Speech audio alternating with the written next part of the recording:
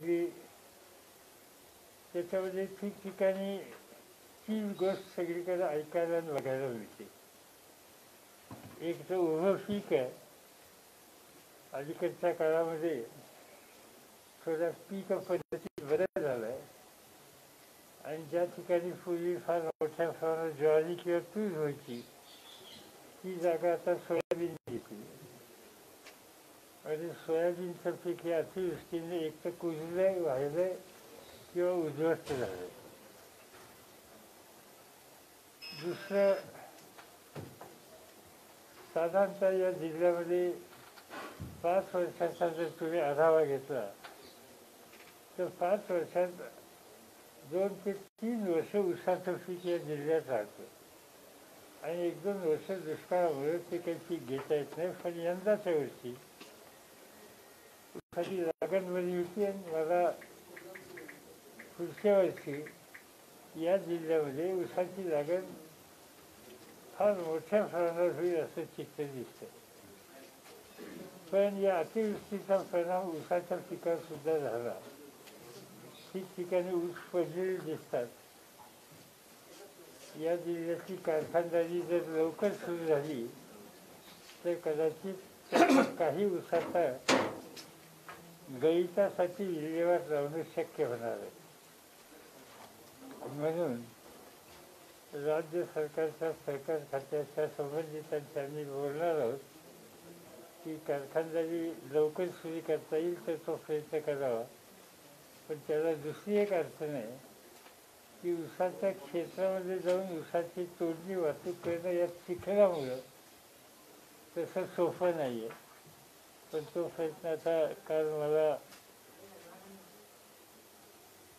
अरविंद गोरे भेटले होते आणि त्यांनी सांगितलं की त्यांच्या कारखान्यामध्ये त्यांनी तोडणी वाहतुकीची जी अडचण येणार आहे त्यासाठी त्यांनी मशीन्स तोडण्याची ही जवळपास 20 मशीन्स ही एकत्रित करायला त्यांनी पावले टाकली. तसे प्रयत्न बाकीच्यांनी केले तर त्याचा उपयोग होईल. पण तरीही ऊसाचं नुकसान हे झालेलं आहे ते काही आपण भरून काढू शकत नाही. तिसरं सगळ्यात जास्त नुकसान म्हणजे काल मी काही ठिकाणी सांगितलं की समजा एखाद दिवसात सोयाबीनचं पीक गेलं तर त्या वर्षाचं नुकसान आहे. पण वस्तुस्थिती अशी बघायला मिळते की पाण्याचा प्रवाह बदलला आणि नदीतल्या मातीसकट ती जमीन शेती ही एकदम उद्ध्वस्त झाली आणि म्हणून एक पीक जाणं तर त्या वर्षाचं नुकसान आहे. पण जमीनच उद्ध्वस्त होणं याचा अर्थ तो शेतकरी अनेक वर्ष त्याला त्यातनं उभं राहणं काही सोपं नाही. त्याला फार मोठ्या प्रमाणात मदत केल्याशिवाय ते संकट त्या ठिकाणी दिसते. आणखीन एक चित्र दिसतं कॉमन की शेतकऱ्यांच्या ज्या स्वतःच्या जमिनी आहेत त्याची बांधबंदीची ठिकठिकाणी ते सगळे बांध फुटले आणि ते संबंध बांधबंदीशी करणं तसं सोपं नाही शेतकऱ्याच्या दृष्टीने. आधीच तो मोडलेला आहे आणि त्याच्यात हे संकट. तिसरी एक गोष्ट अशी बघायला मिळते की काही ठिकाणी नदी का ओढा का त्याला धरून लोकांनी विहिरी घेतल्या, ऑइल इलेक्ट्रिक हे घेतले, पाईपलाईन टाकल्या. अनेक ठिकाणी हे सगळंच वाहून गेलं आणि त्यामुळे तेही नुकसानीचं एक स्वरूप दिसतं. काही ठिकाणी सर्व जनावरं वाहून गेल्याचं लोक सांगतात. काही ठिकाणी घरं पडलीचे दिसतात आणि गाव पातळीवरचे रस्ते सगळे उद्ध्वस्त झालेले आहेत आणि त्याच्यासाठी सुद्धा फार मोठी गुंतवणूक करण्याचा प्रसंग आहे. आता साधा हे संकटाचं स्वरूप स्थानिक लोकांशी आणि आमच्या सगळ्या सहकाऱ्यांशी बोलल्यानंतर आणि प्रत्यक्ष पाहिल्यानंतर आज आता दिसतं. आता याचा मार्ग कसा काढायचा? आपल्याकडे काही धोरणं आहेत राज्य सरकारची आणि केंद्र सरकारची. तर राज्य सरकार त्यांच्या पद्धतीने जी काही मदत करायची असेल तर ते करण्याच्यासाठी प्रतिवर्षी तरतूद करतं, पण महाराष्ट्राच्या इतिहासामध्ये आर्थिक संकट कधी राज्यावर नव्हतं एवढं आत्ता आलं. आणि म्हणून आपण कर्ज काढण्याशिवाय गत्यंतर नाही, ते कर्ज आपण काढतो. आणि माझा आग्रह राहील, उद्या राज्याच्या मुख्यमंत्री साहेब विषय घेऊन बघून गेले की त्यांना भेटून नंतर की महाराष्ट्राने यावेळेला या लोकांना बाहेर काढण्याच्यासाठी मोठ्या प्रमाणात कर्ज घ्यायचं झालं तर ते कर्ज घ्यावं. आजच्या एक काही वृत्तपत्रामध्ये कर्जरोखे घ्यायला महाराष्ट्राने सुरुवात केली आणि त्याला मार्केटमध्ये चांगला प्रतिसाद अशी बातमी आहे. ही चांगली गोष्ट आहे. कर्ज घेणं जरा ओझं आहे डोक्यात, पण लोकांना बाहेर काढण्याच्यासाठी त्याला काही पर्याय नाही, तो मार्ग त्या ठिकाणी आहे. दुसरा महत्त्वाची गोष्ट, केंद्र सरकारच्याकडून कलमिती म्हणजे अशा प्रकारचं संकट येतं त्यावेळेला मदत करण्याची पद्धत आहे. आणि म्हणून तिथंही त्यांना बोलावं लागेल. मी तुमच्यापैकी एका माननीय पत्रकारांनी लिहिलेलं वाचलं की शरद पवारांनी इथं भेट दिली आणि आपलं तोडवाटोलवी केली आणि केंद्रावर ढकललं. असं आहे की काल मी इथं आलो आणि एखाद्या शेताचं परिस्थिती पाहिली तर लगेचच्या लगेच त्या ठिकाणी मदत करणं शक्य होत नाही, कारण शेवटी त्याला काही पद्धत आहे. त्याचा पंचनामा करावा लागतो, रेकॉर्ड लागतं. एवढं मोठ्या प्रमाणात ज्यावेळी नुकसान होतं त्यावेळेला ते सगळं रेकॉर्ड करून नंतर राज्य सरकारला त्याचा निर्णय घ्यावा लागतो. मध्यवर्ती सरकारच्या समोर त्याचा प्रस्ताव पाठवावा लागतो, तिथं जाऊन प्रेझेंटेशन करावं लागतं आणि हे सगळं केल्याच्या नंतर याला काही सहाय्य होतं. म्हणजे मला आठवतं आहे की ज्यावेळी भूकंपाचं संकट आलं त्यावेळी त्या दिवशी मी आलो होतो. नंतर मी इथे 10-15 दिवस फिरत होतो आपल्या सगळ्यांच्या भागामध्ये, पण लगेचच्या लगेच काय आम्ही घरं बांधली नाही. त्याच्यासाठी शेवटी आम्हाला प्रस्ताव तयार करायला लागला. डॉक्टर मनमोहन सिंग हे अर्थमंत्री होते, त्यांच्या कानावर घातलं. नरसिंगराव प्रधानमंत्री होते, त्यांना लातूरला बोलवलं, त्यांना काही गोष्टी दाखवल्या आणि नंतर जागतिक बँकेपर्यंत आम्ही पोचलो आणि जागतिक बँकेला प्रस्ताव दिला लातूरच्या परिसरातल्या शिराली परिसरातल्या भूकंपाच्यासाठी काय करायचं. आणि नंतर तो जागतिक बँकेने प्रस्ताव मंजूर केल्यावर साधारणतः महिना 1.5 महिन्यामध्ये आम्ही प्रत्यक्ष कामाची सुरुवात केली. आणि मला आनंद एका गोष्टीचा आहे की एवढं मोठं संकट असताना सुद्धा लोकांनी त्या संकटामध्ये सहकार्य केलं आणि आपण सबन या भूकंपग्रस्तांना बाहेर काढण्याच्यासाठी काही ना काहीतरी करू शकू. पण ते मी आलो त्या दिवशी केलं नाही, त्यासाठी काही पार्श्वभूमी तयार करावी लागते. त्यामुळे ज्या आपल्या सहकार्यांनी लिहिलं की आम्ही तोडवाटोलवी केली त्यांना मी धन्यवाद देतो की हा त्यांच्याकडे काहीतरी जादू दिसते की आले की लगेचच्या लगेच सगळे प्रश्न सोडवण्याच्या संबंधीची. आमची विनंती की ती जादू जरा आम्हालाही खाजगीत सांगा, म्हणजे आम्हालाही त्याचा उपयोग होईल. पण त्यातला हा भाग सोडून घ्या, आपल्याला काही गोष्टीच्याबद्दल काही गोष्टी कराव्या लागतील. एक असं आहे की या जिल्ह्यामध्ये पीक विमा उतरवण्याची पद्धती वाढते ही चांगली गोष्ट आहे, पण त्या पीक विम्याच्या संबंधीच्या काही निकषाच्या तक्रारी लोकांनी आल्यात. उदाहरणार्थ, माझ्या पिकाचं नुकसान झालं, विमा जिथं काढला 72 तासाच्या आत त्याचे फोटो काढायचे आणि अपलोड करायचे.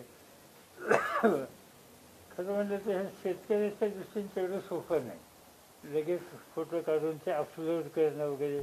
आता खरं सांगायचं, अपलोड मला सांगितलं तर मी करू शकणार नाही. मी माझ्या स्टाफला सांगेन हे अपलोड करा म्हणून, आणि हा तो विचारा हा अपलोड करून लगेच विमा कंपनीला पाठवेल. पण ठीक आहे, तो नियम आहे.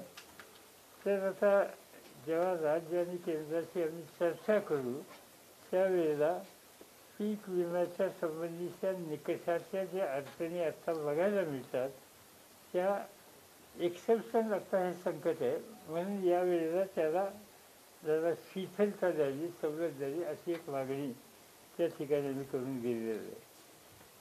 त्यानंतर एक दुसरी गोष्ट या ठिकाणी दिसते की सोयाबीन लोकांनी घेतली, काढलं आणि त्याचं ढीग करून ठेवलं आणि पावसाच्या पाण्याच्या प्रवाहात ते वाहून गेलं. आता जे वाहून गेलं त्याचं पंचनामे तिथं करायला दिसत नाही फारशी माहिती. तर या वाहून गेलेल्यांना सुद्धा नुकसान भरपाई देण्याच्यासाठी आत्ता नियमात तरतूद नाही. त्याच्याबद्दल फेरविचार करायची मागणी त्या ठिकाणी आम्हाला करावी लागेल, तो आम्ही हे करावं लागेल. त्यानंतर दुरुस्ती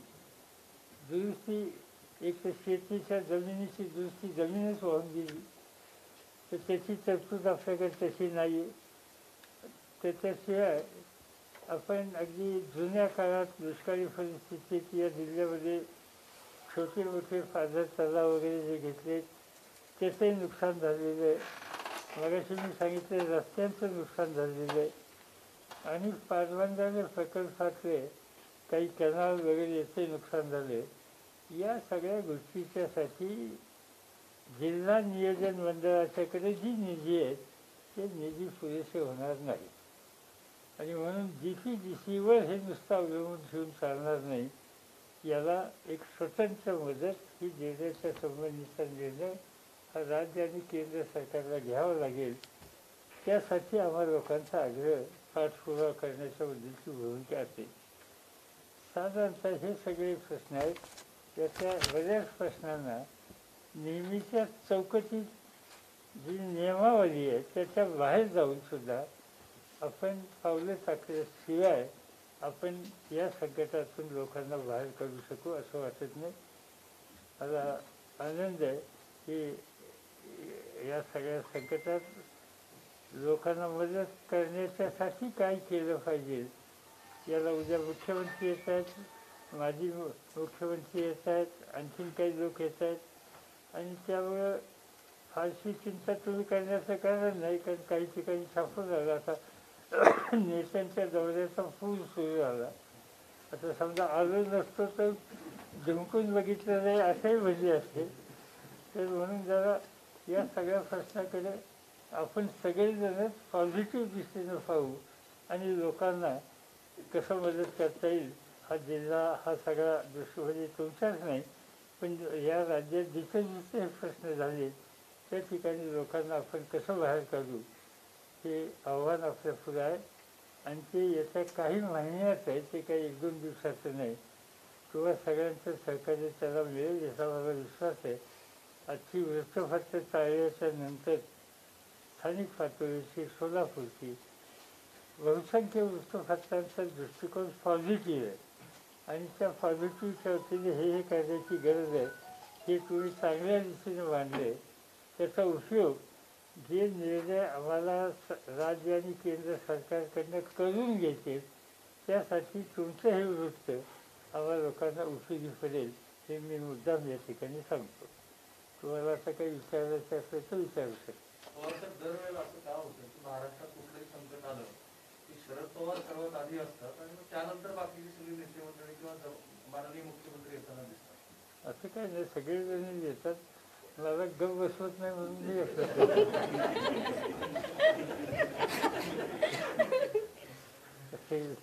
असं आहे की मी विधानसभेत 1967 साली गेलो. आता किती वर्ष झाली? 53 काहीतरी वर्ष झाली आणि या 53 वर्षात विधानसभा, लोकसभा, विधान परिषद, राज्यसभा याच्यात एकही दिवस लोकांनी मला सुट्टी दिली नाही, एकही दिवस. आता एवढं ज्या लोकांनी दिलं त्या लोकांच्या संकटाच्या काळात आपण कसं बघायची भूमिका अस्वस्थ होतो माणूस. माझ्यासारख्याला चेंज करेल होतं. मुख्यमंत्री उद्या येतात.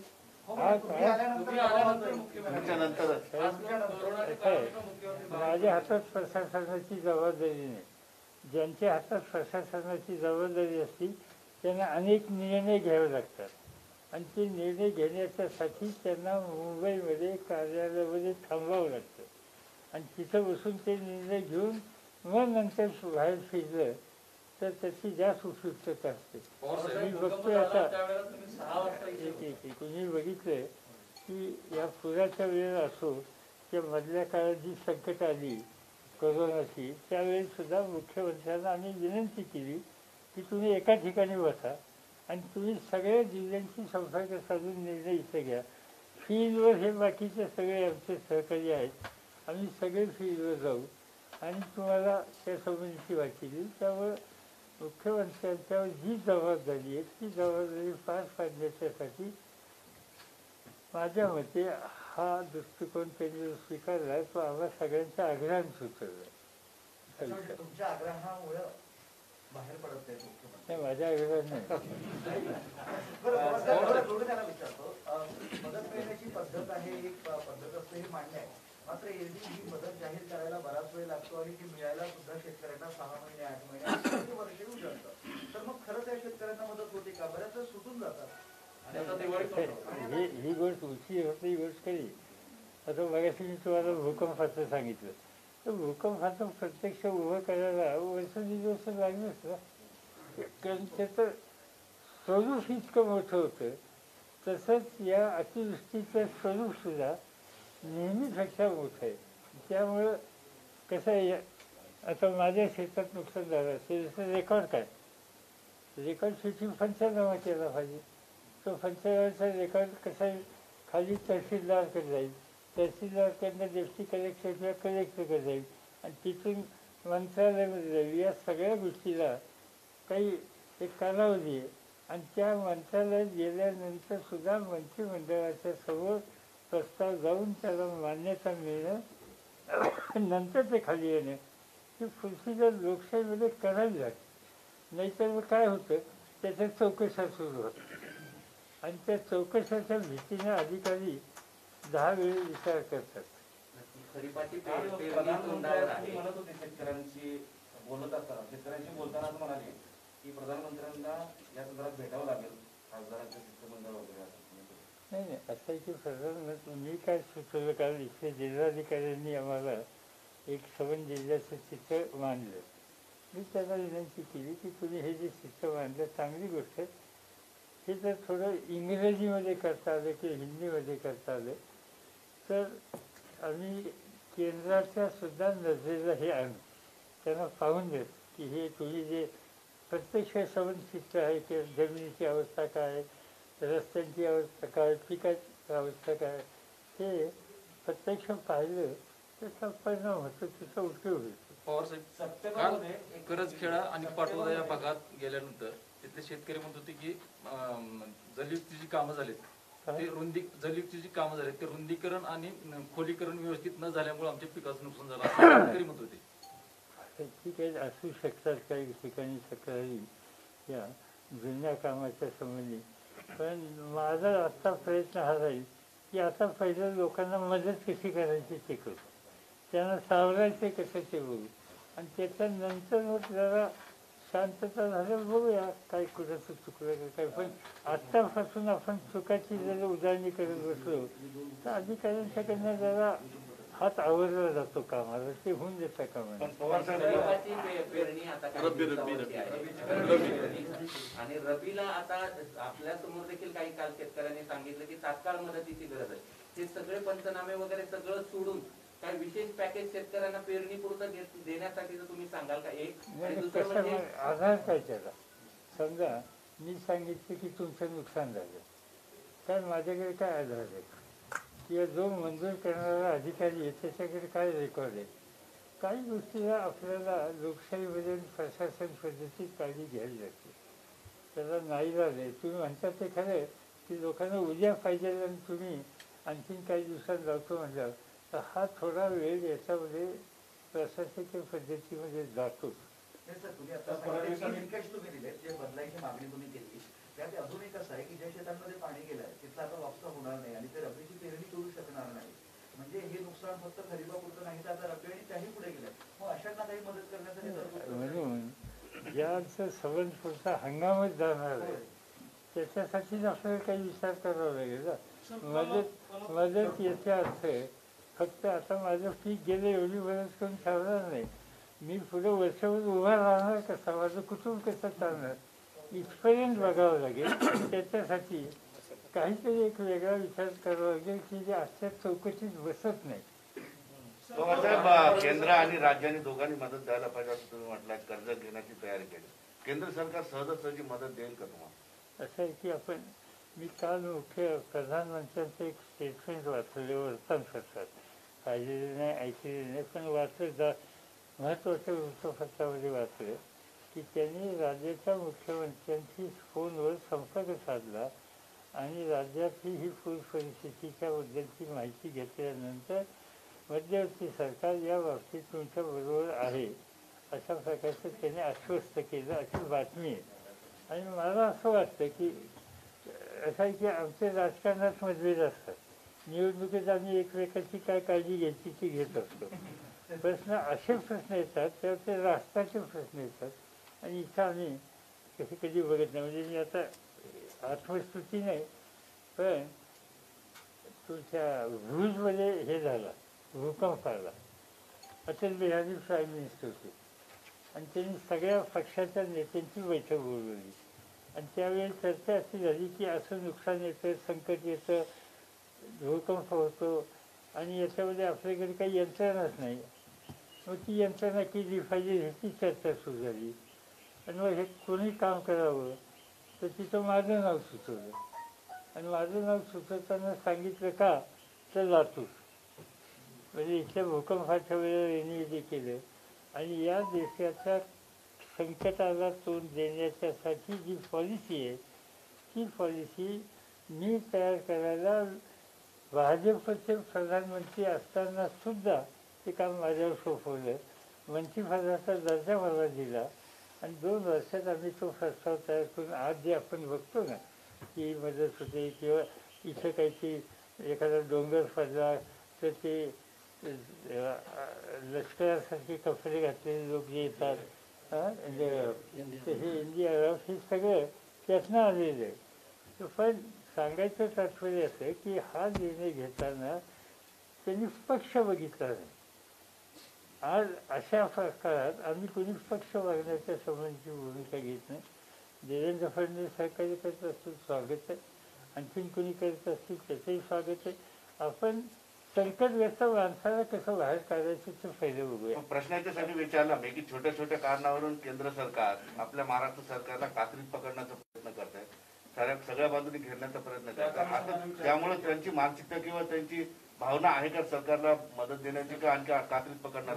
आता आपण जाऊन सांगूया, समजून सांगूया, काळजी करूया. वारंवार केंद्राकडे बोट फडणवीसांनी टीका अशी केली, फडणवीस मदत करतील असा अपेक्षा व्यक्त करतात, पण त्यांनी जशी टीका केली की वारंवार केंद्राकडे बोट दाखवण्यापेक्षा राज्य सरकार नेमकं काय करणार आहे? राज्य सरकार असं करावंच लागेल, पण संकटाचं स्वरूप एकतर राज्याला झेपेल का? तुम्ही आजच्या वर्तमानपत्रात बातमी आहे चांगलं आयदर लोकसत्ता किंवा कशात तरी की महाराष्ट्र सरकारने काल कर्ज रोखे काहीतरी 18 का 19,000 कोटीची घेतले. आजच्या वर्तमानपत्राची बातमी, हे कर्ज रोखे का घेतले, हे कर्ज घ्यायची वेळ का आली, एकेकाळी महाराष्ट्रात कधी कर्ज घ्यावं लागलं नव्हतं असं. आणि मध्यंतरी राज्याच्या अर्थमंत्र्यांचं एक स्टेटमेंट होतं, त्यांनी आम्हाला प्रेझेंटेशन दिलं की दर महिन्याचं शासकीय कर्मचाऱ्यांचं वेतन देण्याच्यासाठी दर महिन्याला ते 12,000 कोटीचं कर्ज काढतात. हे कधी महाराष्ट्रात घडलं नव्हतं. एक विशिष्ट परिस्थिती झाली या कोरोनाच्यामुळं एकदम 6 महिने. आता इथं या गावामध्ये जिथं बसलो आहे मी कालपासून विचार करतो, या गावाचा अर्थव्यवस्था संकटात असते. मंदिर बंद आहे 6 का 7 महिने, म्हणजे तिथं छोट्या मोठ्या लोकांचं संबंध अर्थजन त्याच्यावर अवलंबून असेल.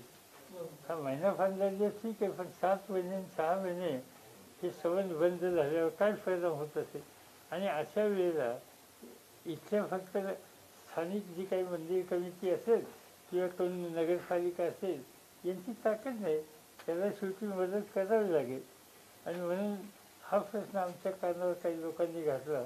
आम्ही ताबडतोब मुख्यमंत्र्यांना संपर्क साधला की आपण यासाठी एकत्र बसू आणि याचाही काहीतरी विचार करू. हा प्रश्न फक्त इतकाच नाही, पंढरपूर आहे, शिर्डी आहे, शेवगाव आहे, आपलं तुळजापूर आहे, या सगळ्या ठिकाणी. कारण हा प्रश्न फक्त सध्याचा नाही, त्याचा अर्थव्यवस्थेवर परिणाम होतो. राज्याच्या आर्थिक स्थितीचं गणित आता मांडलं, परंतु मागची 5 वर्ष सोडलं तर जवळपास 20 ते 25 वर्ष काँग्रेस आणि राष्ट्रवादीच होतं. आणि आपण म्हणतो की महाराष्ट्रावर वेळ आली, नेमकं कोण जबाबदार आहे स्थितीला, सध्याच्या राज्याच्या आर्थिक स्थिती कशाला कोण जबाबदार? असं आहे की राज्याची जी काही प्रगती आहे, देशात एक पहिली 2-3 राज्य त्याच्यात महाराष्ट्र येतो. ह्या प्रगतीच्यासाठी आपण पुढे गेलो. मला असं नाही म्हणायचं की याला कोण जबाबदार, सगळ्यांनी हातभार लावला म्हणून झालं. असं आहे की चिरकाचिरपणी प्रत्येक ठिकाणी करायची ही काय फारशी छानपणाची गोष्ट नसते. कोल्हापूरचं जे पुराचं आपत्ती आली होती त्यावेळेस राज्य सरकारनं जो निकष लावलेला आहे तोच निकष जर उस्मानाबाद जिल्ह्याला अतिवृष्टीला लागला तर बरं होईल अशी सूचना काही लोकांनी केली. असं आहे की कोल्हापूरला ज्यावेळेस नुकसान झालं त्यावेळेस कोल्हापूरला मीच पहिल्यांदा तिथे गेलो. सवन गावोगाव मीच फिरलो आणि नंतर राज्य सरकारला विश्वासात घेऊन आम्ही त्यांना काही निकषात बदल करायची सूचना केली. त्याला केंद्रालाही विश्वासात घेतलं आणि त्याच्यातून काही निकष बदलले आणि थोडीशी अधिक रक्कम द्यायची भूमिका स्वीकारली गोष्ट केली. काल या ठिकाणी काही लोकांनी कोल्हापूरला जे काही सहाय्य केलं तो पॅटर्न इथं लावावं असं सुचवलं. आम्ही ज्यावेळेस राज्याशी बोलणार आहोत तर तो एक मुद्दा आमच्या पुढे आहे. ऊस शेती आणि आपण साखर कारखान्यात उस्मानाबाद जिल्ह्यात सांगितलं, परंतु फिरण्यासारखे साखर कारखान्याची किंवा इतर साखर कारखान्याचे आहे काही घोटाळा असेल किंवा काही गोष्टींमुळे बंद आहे, तर त्याच्या पुनर्जीवनासाठी उस्मानाबाद जिल्ह्याचे साखर कारखान्यासाठी काय करणार असतं? काही करणार नाही. आत्ताच माझ्या हातात काही नाही. कारण आता ते तेला सुरू करायचं जे भयंकर अवघड काम आहे. मी काल थोडीशी माहिती घेतली की तेवढं लगेच काही या गोष्टी सोप्या नाहीत. पण काही ठिकाणी आता तुळजाभवानी आहे. मला असं वाटतं की तुळजाभवानी उद्या राज्य सरकारच्या सहकार खात्याने टेंडर काढले तर तो चालवण्याच्यासाठी लोक पुढे येतील, तो कारखाना चालू होऊ शकतो. तिथला प्रश्न म्हणजे तुळजापूरचा हा प्रश्नाला कदाचित मार्ग निघू शकतो. असे काही ठिकाणी येतात. पण काहीच दुखण्याचं स्वरूप एवढं आहे की ते लगेचच्या लगेच होणं शक्य नाही. पण ते काही ना काही ते करावं. खरं तुम्ही जो प्रश्न आत्ता विचारला हा आत्तापेक्षा पुढच्या वर्षी फार येईल. कारण आता या पावसाच्यामुळे आपल्याकडे लोक संकट किती आली. रान मोकळं असलं आणि पाणी असलं की कांदे लावतेच, कुणी वाट बघत नाही. ती कांदे लावणार, लागण वाढणार, ऊसाची लागण होऊन त्याची विल्हेवाट काय लावायची हा प्रश्न पुढच्या वर्षी येईल. त्याची तयारी आतापासून करावी लागेल. गेली 10 वर्षापासून क्लायमेट चेंज बद्दल तुम्ही बोलत आहात. कसं म्हणजे क्लायमेट चेंज बद्दल तुम्ही 10 वर्षापासून बोलता, अनेक वेगवेगळ्या ठिकाणी तुम्ही हे स्टेटमेंट केले. आता ते दृश्य स्वरूपात दिसतं असं नाही वाटत? असं आहे, असं दिसतंय. म्हणजे तुम्ही आता अलीकडे तुम्ही काही दिल्लीला कोणी गेलेले नसाल तर गेले 10 दिवस दिल्लीमध्ये जाता येत नाही. हा जो सवन आपल्याकडे धूळ बी येतो ना, असं फॉग म्हणजे धुकं, त्याच्यापेक्षा जास्त तिथं पंजाब आणि हरियाणातले शेतकरी भाताचं पीक घेतात आणि नंतर आग लावून देतात. त्या आगीच्यामुळं नंतर जो स्मोक तयार होतो तो सवन त्या दिल्लीच्या परिसरामध्ये झालेला आहे.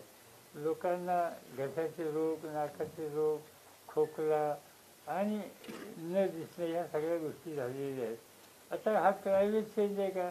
येस, क्लायमेट चेंज आहे. पण हे आमच्या कृपेने नाही, निसर्गाच्या कृपेने नाही, हे आमच्या लोकांनी पेटवलं आणि त्यामुळे हे सगळे घडलेले. तर अशा काही ना काहीतरी कारणाने आत्ता माझ्या आजच मी कालपासून एक पुस्तक वाचतोय. त्याच्यात पाणी या प्रश्नावरचं ते पुस्तक आहे आणि त्याच्यामध्ये पाणी आणि दुष्काळी परिस्थिती आणि अतिवृष्टी ही कशी होते याच्यावरचं त्यांनी निष्पन्न संबंध दिलेले आहे. आणि त्याचा अर्थ निष्कर्ष असा आहे की क्लायमेट चेंजचे सगळे परिणाम आहेत. पण क्लायमेट चेंजच्या विषयाला विचारतो तर आपल्या शेतकऱ्यांनी आता याचं सामोरं जायला तयार राहिलं पाहिजे. प्रत्येक वर्षी जर असं नुकसान होत राहिले शेतकरी कधी उभारणार? म्हणजे शेतकऱ्यांनी आता पीक पॅटर्न किंवा या सगळ्या गोष्टी बदलल्या पाहिजे. हे असं सांगतात लोक. आता आमच्या पुणे मुंबईचे आमचे सगळे तुमच्या जातीचे, जात म्हणजे फक्त काय मी दुसरी जातून तर हे लोक नेहमी हीच असतात, मराठवाड्यातला ऊस बंद करा, मराठवाड्याची कारखानदारी बंद करा. आता सगळं मराठवाड्यातच बंद करा, आम्ही फक्त बारामतीला कारखाने काढू आणि त्याच्या लोकांना प्रश्न तो योग्य नाही. त्यामुळे प्रश्न असा आहे की कारखानदारी इथेही काढा, ऊस लावायचा असेल तर ऊस लावा, पण त्या ऊसाला आत्ता आमचा सगळा प्रयत्न असा आहे की कमीत कमी पाण्यामध्ये हे पीक कसं घेता येईल. आणि याच्यासाठी राज्याच्या सगळ्या ऊस उत्पादक शेतकऱ्यांनी, सगळ्या कारखान्यांनी मिळून एक संस्था काढली वसंतदादांच्या नावाने, वसंतदादा शुगर रिसर्च इन्स्टिट्यूट. मी अध्यक्ष आहे. आणि त्याचं आता आम्ही गेल्या 15 दिवसाच्या पूर्वी आपला राजेश्वर मतदारसंघ कुठला, घनसावंगी, अंबड तालुक्यात, अंबड तालुक्यामध्ये तिथं आम्ही आता तिथं काहीतरी 150 एकर जमीन आत्ता विकत घेतली. आणि आम्ही तिथं या ऊसाच्या क्षेत्रात कमीत कमी पाण्यामध्ये हे पीक कसं घेता येईल, विशेषतः मराठवाड्यामध्ये या संबंधीचं संशोधनाचं काम आम्ही त्या ठिकाणी सुरू करतो. आणखीन एक 2-3 महिन्यात, 4 महिन्यात आमच्या कामाची सुरुवात होईल. हेतू हा आहे की ज्या कसं आहे की शेतकऱ्याला शेवटी 2 पैसे देणारं पीक कोणतं आहे, हातात जर विचार केला तर शेतकरी म्हणतो की मला ऊसाचं पीक सोयीचं आहे. आणि त्यामुळं ते ऊसाचं पीक घ्यायचं असेल आणि पाणी कमी असेल तर मग त्या पिकात काही दुरुस्ती करता येईल का, कमी पाण्यावर येणार आहे की. आज जे 10 दिवसांनी पाणी देतं, मी इंडोनेशियामध्ये बघितलं की 40 दिवसांनी पाणी तिथं ऊस देतात.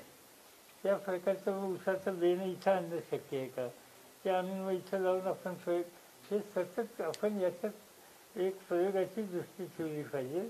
आणि त्या विभागामध्ये त्या सगळ्या पिकाला प्रोत्साहित केलं पाहिजे. सर, कृषी विधेयक जे झालेत केंद्राने 3 पारित केले, तर त्या संदर्भात काय कसं पाहता आपण? असं आहे की त्यातल्या काही गोष्टीच्या संबंधी लोकांचा विरोध आहे. म्हणजे आता हा विशेषतः विरोध तुम्ही कुठे दिसतोय,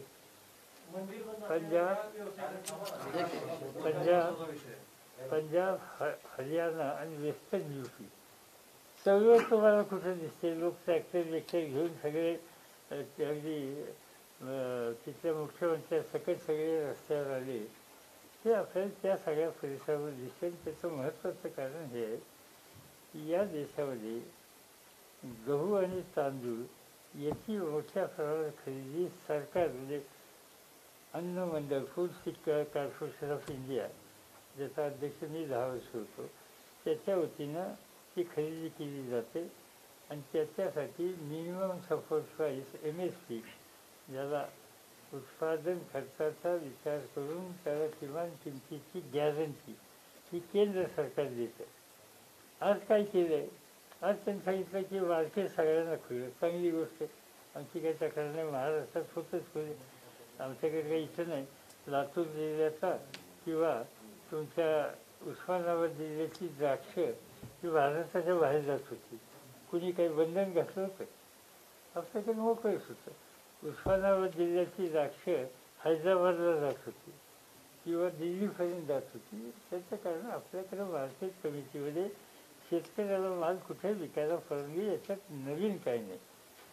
नवीन काय आता याच्यामध्ये दिसलं की पूर्वीच्या काळामध्ये हा गहू किंवा तांदूळ खरेदी करायला किमान किंमत देण्याच्या संबंधीचा निर्णय मंत्रिमंडळाचा असायचा. आज तो नाही. त्यामुळे शेतकऱ्यांच्या मनात ही भीती आहे की तुम्ही मार्केट मोकळं केलं आणि मालाच्या किमतीची गॅरंटी मला नाही, आणि तुम्ही सगळ्यांना खरेदी करायला परवानगी दिली चांगली आहे, पण ते सगळे म्हणजे कोण, ॲमेझॉन ही जगातली सगळ्यात मोठी कंपनी, रिलायन्स या देशाची सगळ्यात मोठी कंपनी. तिकडच्या शेतकऱ्यांना भीती वाटते हे सगळे मोठे आत्ता येतील, आत्ता चांगली किंमत देतील, बाकीचे बारके सगळे संपवतील आणि नंतर ते सांगेल त्या किमतीला मला माल द्यावा लागेल. मला माहिती नाही तुम्हाला आठवतं का, मनमोहन सिंगांचं सरकार होतं त्यावेळेला आम्ही याच्यात काही निर्णय घ्यायचा ठरवला आणि त्यावेळेला भारतीय जनता पार्टीने देशातले छोटे दुकानदार सगळे एकत्र करून संपूर्ण देशात आंदोलन केलं होतं की ही मोठ्यांच्या हातात तुम्ही देताय सगळं वगैरे वगैरे. आता ते सगळे विसरले. तर म्हणून या नव्या बिलामध्ये गॅरंटी पाहिजे, नक्की तुम्ही मिनिमम सोपं. आता सरकारने जाहीर केलं की आम्ही किंमत देऊ.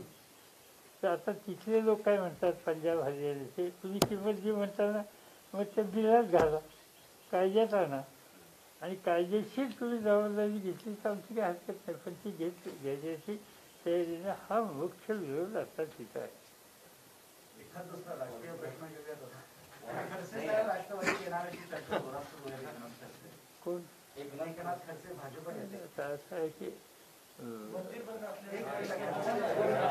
खडसे साहेब हे महाराष्ट्राचे विरोधी पक्ष नेते होते. खडसे साहेब हे राज्याचे अर्थमंत्री होते आणि एका पक्षाच्या उभारणीच्यासाठी त्याचं फार योगदान होतं आणि आम्ही पाहत होतो, आम्हाला शिव्या घालत होते आणि त्यामुळे त्यांची तीव्रता शिवेची आम्ही बघितलेली आहे.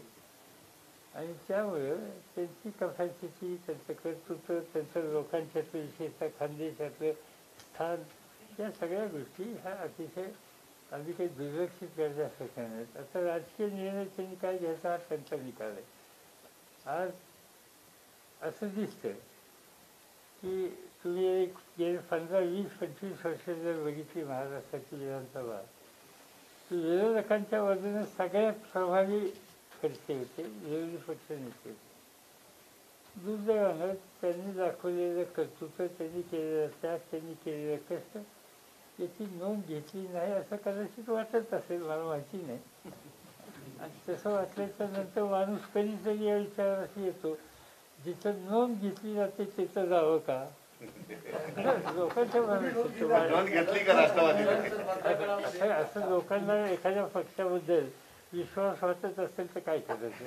तर मधल्या काळात काही मंडळी जास्त विरोधी पक्षात आहेत की राष्ट्रवादी किंवा काँग्रेसमध्ये येऊ इच्छितात अशी चर्चा आहे, खास करून ते तुम्हाला सोडून गेलेले होते. ही चर्चा निश्चित आहे, त्याचा विचार आम्ही करतो. तो करत असताना आम्ही काही भाग ठरवले. आता उदाहरणार्थ उस्मानाबाद, आम्ही उस्मानाबादचा निकाल घेतला की इथे एंट्री नाही. गेले सुखानेला आहे तिथं सुखानेला. सर, राज्यपालांचे जे काही इंटरफेअरचे स्टेटमेंट येऊ लागले त्यामुळे तुम्हाला काय वाटतं, राज्यपाल पदाची गरिमा? त्याच्यात काय सांगायचं, काही केंद्रीय गृहमंत्र्यांनी सांगितलं काय करायचं. राज्यपालांनी जी भाषा वापरली ती त्याच्या पदाची प्रतिष्ठा वाढवणार आहे का.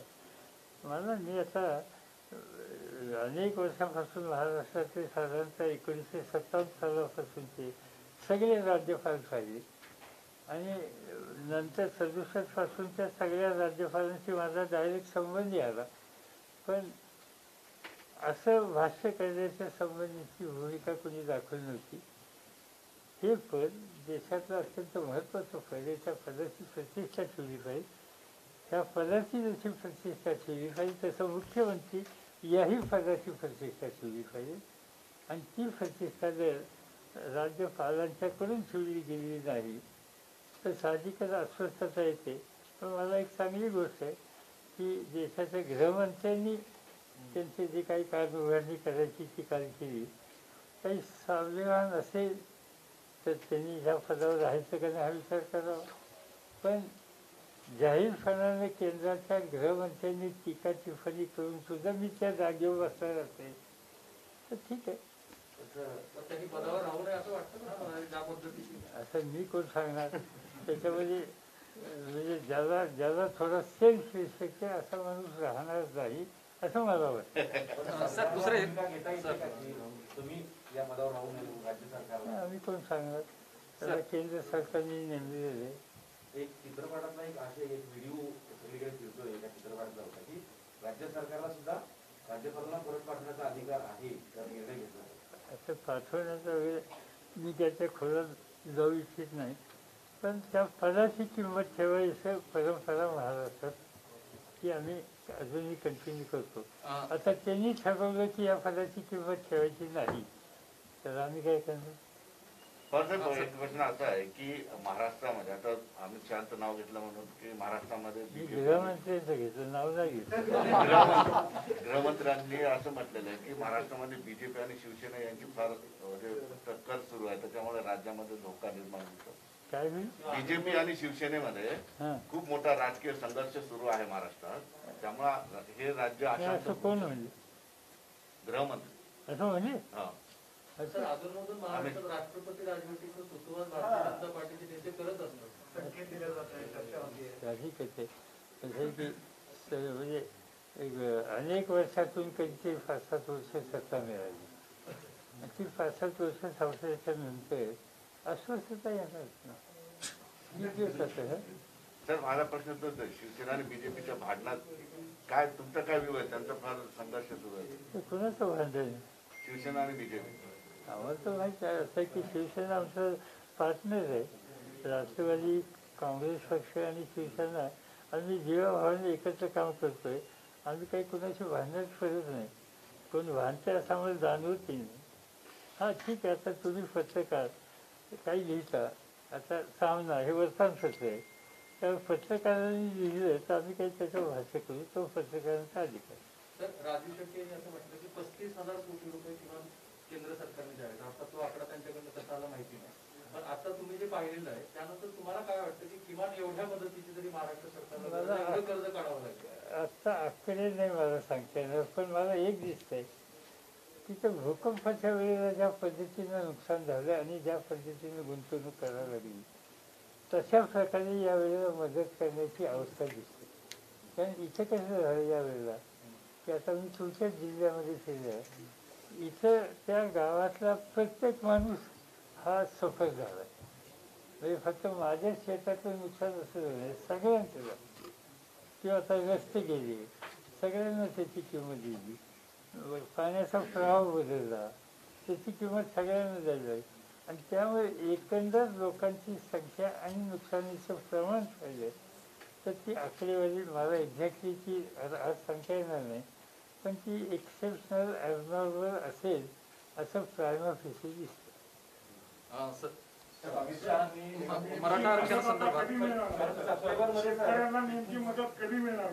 त्याचं विचारावं लागेल ना अजून. असं अमित शहाने असं वक्तव्य केलं होतं की राज्यपालांनी मुख्यमंत्री महोदयांना जे पत्र लिहिलं त्यातले काही सेक्युलर किंवा बाकी इतर शब्द वापरायला हवे नव्हते, आणि त्याच्यानंतर तो वाद सुरू झाला. मुख्यमंत्र्यांनी त्यांना प्रस्तुत केलं, त्याबद्दल आपल्याला काय वाटतं? तेच सांगितलं ना मी. केवळ अमित शहानी म्हणजे गृहमंत्र्यांनी, सॉरी मी नाव घेतलं, गृहमंत्र्यांनी त्या ठिकाणी राज्यपालांनी अशी भाषा वापरायची आवश्यकता नव्हती हे म्हणणं. म्हणजे आता अर्थात आपल्याकडे म्हण आहे, ती म्हण इथं लागू करणे मला माहीत आहे की शहाण्याला शब्दाचा होता ते शहाण्याला, त्यामुळे इथं योग्य एखादा शब्द मला माहिती नाही. सर, मोठ्या मदतीची गरज आहे. मोठ्या मदतीची गरज आहे आणि याआधी पंतप्रधान नरेंद्र मोदी यांनी तुमचं ऐकलंय असं म्हणताय, चर्चा पण आहे. हिरवी ऐकतात. बरं, तुझी तब्येत बरी आहे ना? नरेंद्र मोदी माझं ऐकतात म्हणजे कठीण झालं. चर्चा ऐकूया येते म्हणून विचारतोय. स्वतः सांगतो राजकीय गुरु म्हणजे हा जो असं आहे की प्रधानमंत्री कोणी असते. आता हा जो इथला प्रश्न आहे ना, तो काल मी फायदा की तुम्ही सगळे माझ्यापेक्षा ज्या इथं सवय पाहतात, असे प्रश्न येतील त्यावेळेला शेवटी हायेस्ट लेवलला जाऊन बोलायची आवश्यकता भासते. आणि साधारणतः राज्यकर्ते कुणी असले तरी अशा स्थितीच्या वेळेला आपलं राष्ट्रीय कर्तव्य त्याचं स्मरण ठेवतात. आणि त्या पद्धतीनं मला असं वाटतं की जर प्राईम मिनिस्टरच्या पुढे जाता आलं तर आम्ही विनंती करू मुख्यमंत्र्यांना. मी तर मुख्यमंत्र्यांना हे सांगेन की विरोधी पक्षाचे प्रमुख लोक त्यांनाही घ्या, कारण त्यांनाही राज्याचा हिताचा विचार असेल तर आपण सगळे मिळून जाऊ. सर, शेवटचा प्रश्न. मराठा आरक्षणासंदर्भात उदयनराजे आणि संभाजीराजे महाराष्ट्रात गोंधळ घालतात आणि दिल्लीमध्ये काय भूमिका घेत नाहीत. म्हणजे ते तर मुजरा केल्यासारखं थोडक्यात आहे. त्यांना प्रश्न विचारणार आता राजांना आम्ही काय सांगणार हे काही प्रेरणेचं काम नाही. माझे आभार. थँक्यू.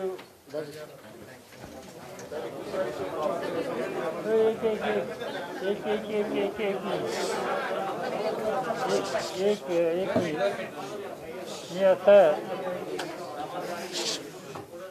आता परांजाला जाणार होतो.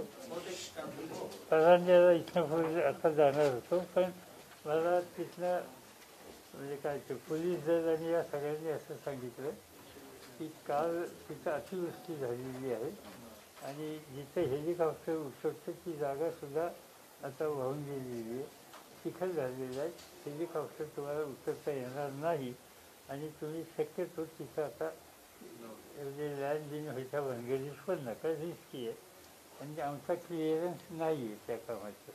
त्यामुळे मी फरांजाला जाण्याच्या संबंधीचा जो माझा कार्यक्रम होता तो आता मला नाईलाजाने रद्द करावा लागेल. पण मी राहुल मोठे आणि आमच्या सहकार्यांना सुचवलं आहे की थोड्या दिवसात कुठे मी पुन्हा एकदा वेळ काढून त्या भागात चक्कर मारतो. आता मला पूर्ण करता येणार नाही. ठीक आहे. काही विमा कंपन्या ज्या आहेत त्यावेळेस ऑनलाईन आणि सर्वेसाठी विमा कंपनीचे